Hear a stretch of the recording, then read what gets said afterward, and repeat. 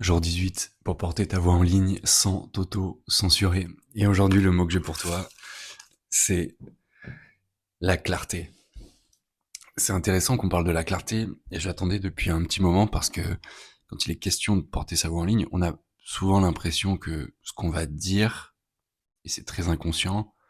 est quelque chose qui va avoir d'énormes répercussions, alors que si tu regardes factuellement, là, t'as scrollé pour arriver jusqu'ici, tu vas scroller ensuite,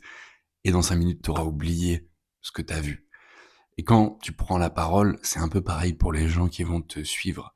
Et l'idée, c'est pas de crier le plus fort pour te faire entendre, au contraire, c'est d'être extrêmement clair sur ce que tu proposes en étant spécifique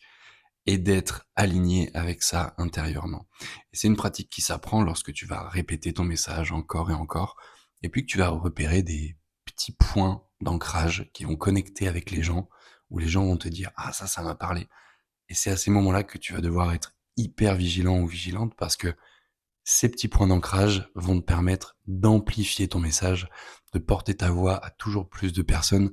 et donc d'attirer des personnes qui vont connecter avec ce que tu dis parce que tu auras su repérer ces points d'ancrage dans ton message.